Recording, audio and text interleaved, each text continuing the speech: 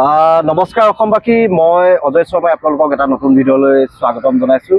আৰু প্ৰতিটো দেওবাৰে দৰে আজি দেওবাৰৰ দিনাও আমি বৰ্তমান উপস্থিত আছোঁ তিনিচুকীয়া চিকিৎসা মহাবিদ্যালয়ত। আৰু তিনিচুকীয়া চিকিৎসা মহাবিদ্যালয়ৰ এই যি মুখ্য পথ আছে, এই পথটোত আমি আপোনালোকক পূৰ্বতেও দেখাইছিলোঁ। আমি 5 জুনৰ দিনা ইয়াৰ শুভ আৰম্ভণি কৰিছিলোঁ সোণাৰু আৰু এই বিভিন্ন ধৰণৰ আপোনাৰ সৌন্দৰ্যবৰ্ধনৰ বাবে ইয়াত গছপুলি ৰোৱা হ'ব বুলি আমি আপোনালোকক জনাইছিলোঁ।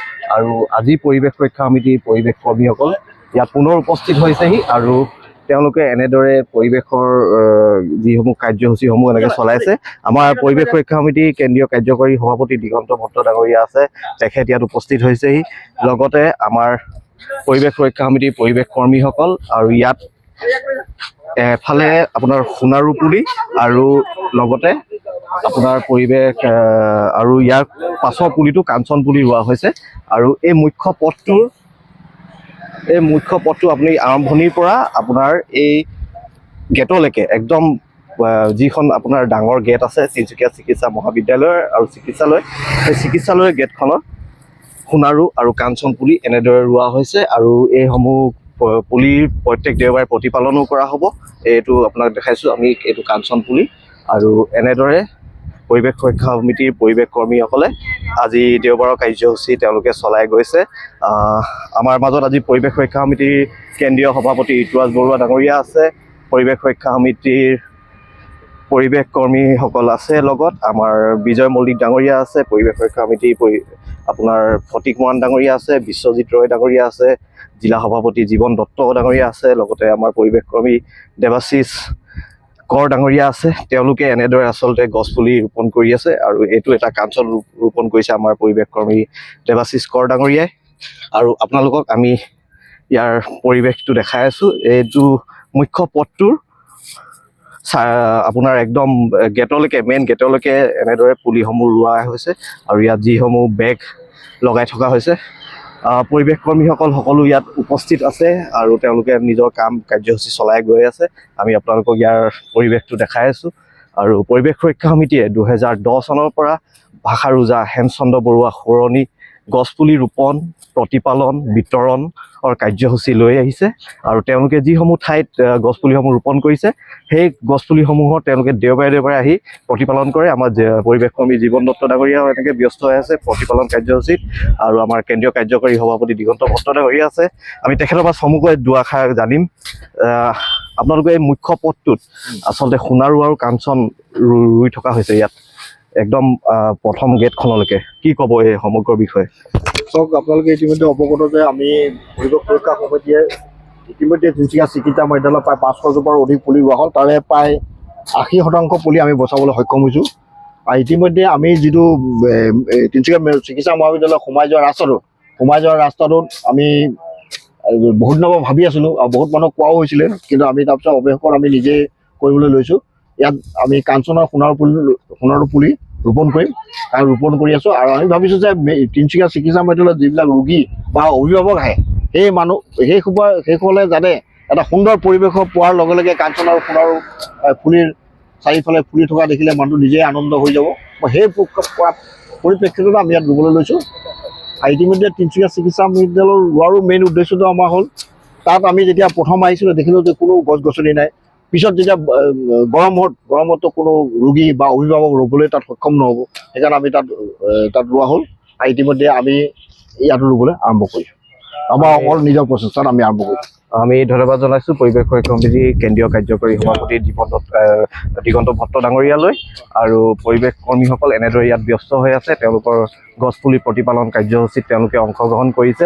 আৰু এইসমূহ গছ আপোনালোকক দেখাইছোঁ আমি। বৰ্তমানলৈকে আমি ইয়াত 20 জোপাৰো অধিক সোণাৰু আৰু কাঞ্চন ইয়াত ৰোপণ কৰা হৈ গৈছে ইতিমধ্যে। আৰু অহা দেওবাৰে আকৌ ইয়াত ৰোপণ কৰা হ'ব, লগতে ইয়াৰ প্ৰতিপালনৰ কাৰ্যসূচী লোৱা হ'ব। আৰু তিনিচুকীয়া চিকিৎসা মহাবিদ্যালয়ত আপোনাৰ যিসমূহ গছপুলি ৰোপণ কৰা হৈছে ইতিমধ্যে সেই গছপুলিসমূহ ডাঙৰ হৈছে আৰু তাৰো প্ৰতিপালনৰ ব্যৱস্থা কৰা হ'ব আজিও। আৰু লগত আপোনালোকক দেখাই আছোঁ এইসমূহ গছপুলি আমি ইয়াত বৰ্তমান এই মুখ্য পথটোত আমাৰ পৰিৱেশ কৰ্মীসকলে ইয়াত ৰোপণ কৰিছে। আৰু আমাৰ পৰিৱেশ সুৰক্ষা সমিতিৰ কেন্দ্ৰীয় সভাপতি ঋতুৰাজ বৰুৱা ডাঙৰীয়া আছে, তেখেতো ব্যস্ত হৈ আছে, পৰিৱেশৰ কাম কাজসমূহ চলাই লৈ গৈ আছে। আমি পৰিৱেশ সুৰক্ষা সমিতি কেন্দ্ৰীয় সভাপতি ঋতুৰাজ বৰুৱা ডাঙৰীয়া আছে, তেখেতৰ পৰা আমি চমুকৈ দুআষাৰ জানিম। কি ক'ব আজি আপোনালোকে ইয়াত পুনৰ উপস্থিত হৈছে আৰু গছপুলি ৰোপণ কাৰ্যসূচীত অংশগ্ৰহণ কৰিছে? আমি তিনিচুকীয়া চিকিৎসা মহাবিদ্যালয় আমি তিনিচুকীয়া চিকিৎসা মহাবিদ্যালয়ৰ ভিতৰত আমি ৰাইজৰ সুবিধাৰ্থে লগতে সৌন্দৰ্য বৰ্ধনৰ কাৰণে আমি কিছুমান গছপুলি ৰোপণ কৰি আহিছোঁ আৰু ইতিমধ্যে তাত ভিতৰৰ পুলিসমূহ ডাঙৰ হৈছে। তাত বিভিন্ন প্ৰজাতিৰ গছপুলি আমি ফল মূলৰ পৰা আদি কৰি সৌন্দৰ্য বৰ্ধনৰ বিভিন্ন গছপুলি লৈছোঁ। চাহৰ কাৰণেও আমি ব্যৱস্থা কৰিছোঁ গছপুলি। আৰু এইবাৰ আমি 5 জুন বিশ্ব পৰিৱেশ 2026 চনৰ 5 জুন বিশ্ব পৰিৱেশ দিৱসৰ দিনাখন আমি তিনিচুকীয়া চিকিৎসা মহাবিদ্যালয়ৰ যিটো মুখ্য পথ, সেই মুখ্য পথৰ মাজে মাজে যিটো ডিভাইডাৰ আছে তাত সৌন্দৰ্য বৰ্ধনৰ কিছুমান গছপুলি ৰোৱাৰ বিশেষ ব্যৱস্থা কৰিছোঁ। আজি আমি প্ৰতিটো দেওবাৰে আহোঁ। আজি দেওবাৰ দিনটোত আমাৰ পৰিৱেশ সুৰক্ষা সমিতিৰ পৰিৱেশ কৰ্মীসকল আজি আমি ইয়ালৈ আহিছোঁ, উপস্থিত হৈছোঁ। উপস্থিত হৈ আমি ইয়াত সোণাৰু কাঞ্চনা যিখিনি সৌন্দৰ্য বৰ্ধনৰ গছ, কাঞ্চন আমি খুব ধুনীয়া গোলপীয়া ৰঙৰ এটা প্ৰজাতিৰ কাঞ্চন গছ ইয়াত ৰোপণ কৰিছোঁ আৰু সোণাৰু গছ ইয়াত ৰোপণ কৰিছোঁ। আৰু পৰৱৰ্তী সময়ত আমি আৰু ইয়াত সৌন্দৰ্য বৰ্ধনৰ কিছুমান গুল্ম জাতীয় কিছুমান গছপুলি ৰোপণৰ বিশেষ ব্যৱস্থা কৰিম, যাতে ইয়াত এইটো কি পুলি আমি সোণাৰু সেইটো ইয়াত পেলাইছে। আৰু দ্বিতীয়তে আৰু এটা কথা দেখুৱাইছোঁ, মই অজস্ৰ সময়ত দেখাও লৈছোঁ। ইয়াত কি হৈছে, কোনোবাই আহি ঠাণ্ডা খাইছে, লিচি বটল এটা ইয়াত পেলাই থৈ গৈছে।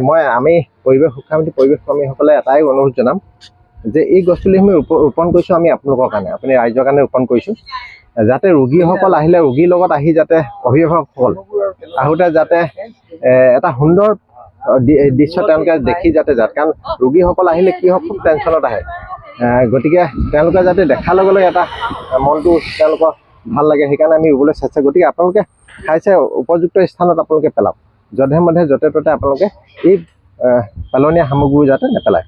গতিকে আমি অনুৰোধ জনাইছোঁ ৰাইজক, যিহেতুকে আমি ৰাইজৰ কাৰণে কামটো কৰিছোঁ।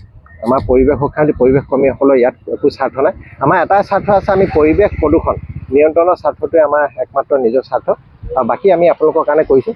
গতিকে আপোনালোকক আমি অনুৰোধ জনাওঁ, আবেদন জনাওঁ যে আপোনালোকে যাতে যধে মধে য'তে ত'তে যাতে পেলনীয়া সামগ্ৰীবোৰ নেপেলাব।